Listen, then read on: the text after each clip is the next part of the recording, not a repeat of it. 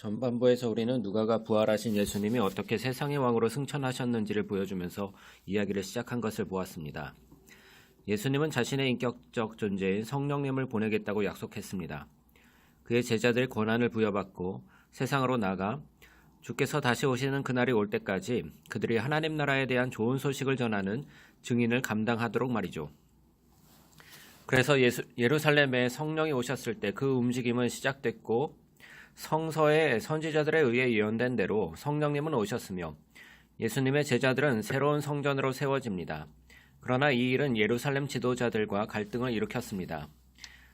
또한 이 일은 그리스도인들에 대한 박해로 이어졌습니다. 그러나 성령님은 이 문제를 선으로 바꾸셨죠.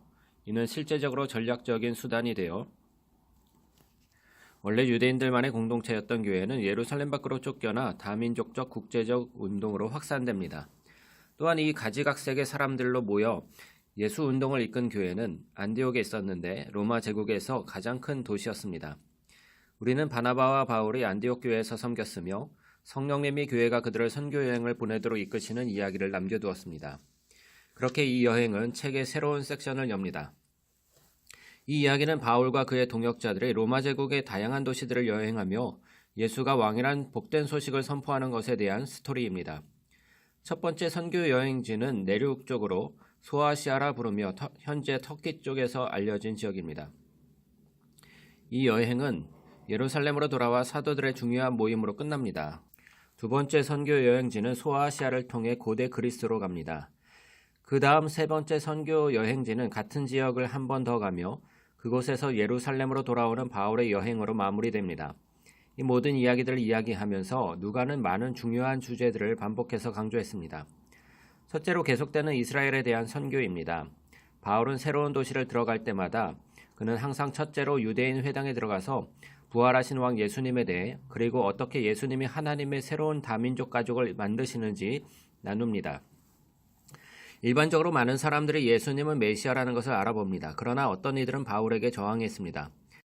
때로 그들은 심지어 바울을 토라와 유대 전통을 반대하는 위험한 반역자로 여기고 마을 밖으로 쫓아냈습니다. 또한 이 긴장은 첫 번째 선교 여행 후 예루살렘에서 열린 중요한 공의회로 이어져 최고조에 달합니다. 바울은 안디옥 교회의 일부 유대 그리스도인들은 비유대인들이 유대인이 되려면 할례를 행하고 안식일을 지키며 코셔, 음식을 따라야 하며 그렇지 않으면 예수님의 가족이 될 수 없다고 주장한다는 걸 알게 됩니다. 그러나 바울과 바나바는 철저하게 반대하죠. 그래서 그들은 이 쟁점을 두고 예루살렘 공의회에서 논쟁합니다. 자, 이제 베드로, 바울과 예수의 친형제 야고보, 그들 모두는 하나님의 계획은 항상 모든 열방을 그의 언약 백성 안에 포함시키는 것을 성서와 그들의 경험을 통해서 보았습니다. 그래서 그들은 편지를 보내어 유대인이 아닌 그리스도인들에게 이방 제사 의식에 참여하는 걸 멈추라고 요구하며 유대인 정체성을 민족적으로 취하거나 토라의 모든 율법들을 따르라고 요구하지 않도록 했습니다. 이는 예수 운동의 역사를 위한 획기적인 결정이었습니다. 예수는 유대인의 메시아이지만 그는 또한 모든 나라들의 부활한 왕이십니다. 그리고 일단 그의 백성의 일원이 되는 자격은 민족적 정체성이나 토라의 율법을 따르는 것에 근거하지 않습니다. 그의 백성이 되는 것은 단순하게 예수님을 신뢰하고 그의 가르침을 따르는 데 기초를 둡니다. 예수 운동의 실체는 다민족적인 교회였습니다. 이는 다음 주제로 우리를 인도합니다. 누가는 우리가 선교여행 안에서 다시 말해 그리스도 로마 세계와 초대 그리스도인 사이에 문화적 충돌을 보기 원합니다. 누가는 빌립보, 아덴, 에베소에서의 여러 차례의 대립을 기록합니다. 바울은 예수님을 진정한 하나님의 계시로 이 세계의 왕으로 알리고 또한 예수님은 모든 다른 이방신들과 우상들 앞에 나타나 그것들을 헛되고 무력하게 만듭니다. 그리고 바울의 메시지는 일관되게 로마인들의 삶의 방식을 파괴시키는 것으로 보여졌고 그래서 바울은 위험한 사회적 혁명가로 혐의를 받습니다. 이 이야기들은 다민족적이며 유일신을 믿는 예수 공동체가 어떻게 로마인들에게 알려진 어떤 문화적 박스 안에 들어맞지 않았는지를 보여줍니다. 고대 세계는 그들 같은 사람들을 전혀 본 적이 없었습니다. 또한 그리스도인들은 의심 그 이상의 것으로 자극시켰습니다. 누가가 반복해서 언급하는 또 다른 주제는 바울과 초대 그리스도인들이 어떻게 빈번하게 반역죄로 심지어 로마 황제 카이사에 대한 반역죄로 기소당하게 되었는가입니다. 사람들은 바울이 또 다른 왕 예수가 있다고 선포하던 것을 정확하게 들었고 또한 그들은 그리스도인들의 삶의 방식이 많은 로마 문화의 가치에 저항하는 것임을 정확하게 보았습니다. 하지만 매번 바울이 체포되어 로마 관리들에게 신문받을 때마다 그들은 어떤 위협도 발견할 수 없었고 그래서 바울은 풀려났습니다. 이러한 스토리들은 우리에게 초대교회가 세상에 제시한 역사를 보여줍니다. 그것은 유대 메시아의 운동이었으나 민족적으로 다양하고 공동체로 가득했으며 모든 공동체는 남자와 여자, 부자와 가난한 자, 노예와 자유인에게 모두 똑같이 대했습니다. 그리고 그들은 그들의 충성을 다른 신과 왕이 아닌 유일한 왕이신 예수님께 드렸습니다. 또한 그들의 존재는 로마 문화의 핵심 가치를 거꾸로 뒤집었습니다. 그러나 그리스도인들은 군사적인 위협을 가하지 않았습니다. 왜냐하면 예수님은 그들에게 평화의 사람이 되라고 가르쳤기 때문입니다. 그래서 바울과 그리스도인이 고소당할 수 있는 유일한 범죄는 현 상황에 순응하지 않는 것이었습니다. 책의 마지막 섹션은 예루살렘에서 로마까지 퍼져나가는 바울의 증언에 초점을 맞춥니다. 그의 마지막 선교 여행은 예루살렘으로 돌아오면서 마치는데 예루살렘은 논쟁의 여지가 있는 그에 대한 평가가 바울보다 앞섰던 곳입니다. 바울은 그가 이스라엘에 배반했다고 생각한 유대인들에 의해 공격받고 이 일은 로마 군인들의 관심을 끕니다. 그들은 바울이 이집트에서 와서 모반을 계획하고 있는 테러리스트라고 생각합니다. 그래서 바울은 체포됩니다. 여기서부터 바울은 재판을 받습니다. 먼저는 예루살렘의 사내들인 평의회의 유대인 지도자들 앞에서, 그러나 가이사랴에 있는 로마 지도자들 앞에서 재판을 받습니다. 거기엔 총독 벨릭스가 있습니다. 그는 차기 총독 베스도에게 바울을 넘기는 자이고 결과적으로 바울을 아그리빠 왕 앞으로 보내는 자입니다.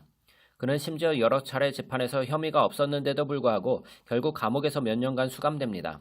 왜냐하면 그가 하는 모든 일은 부활에 대한 그의 소망의 왕이신 예수 안에서 완성되었다는 것을 알리는 일이었기 때문입니다. 이것은 범죄라고 보기 어렵습니다. 그러나 이 지점에서 로마의 법 체계는 그를 그냥 돌려보낼 수 없었습니다. 그래서 바울은 로마 고등법원에 항소하게 됩니다.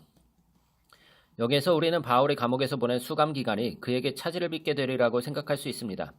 왜냐하면 그의 생각은 온통 새로운 예수 공동체를 시작하려는 그 길 위에 있었거든요. 하지만 이 책에서 성령님은 모든 것을 선을 위해 조율하십니다. 그리고 투옥하는 동안 바울에게 사도로서 보내는 그의 가장 중요한 편지들을 쓰는 시간을 벌 수 있었고 또한 그가 죽은 후에도 오랫동안 그의 선교적 유산을 이어주는 수단이 되었습니다.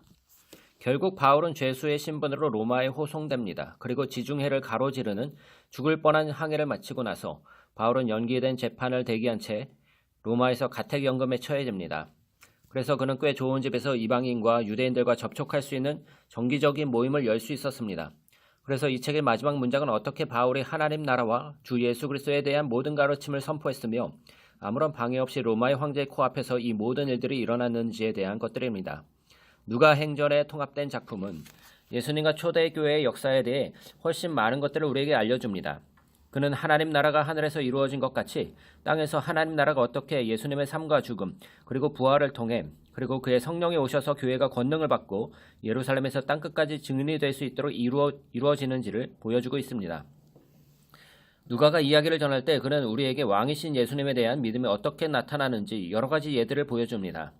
이것은 부활하신 왕, 예수님의 복된 소식을 말씀으로 그리고 행동으로 전하는 것과 같습니다. 이는 다양한 예수 공동체를 형성하며 모든 종류의 사람들이 함께 모여서 동등하게 대접받고 왕이신 예수님께 충성을 바치며 그의 가르침에 따라 사는 것을 의미합니다. 그리고 이 모든 것은 성령님의 지도와 능력이 앞길을 인도하시길 신뢰함으로써 이루어집니다. 이것이 사도행전의 전체 내용입니다.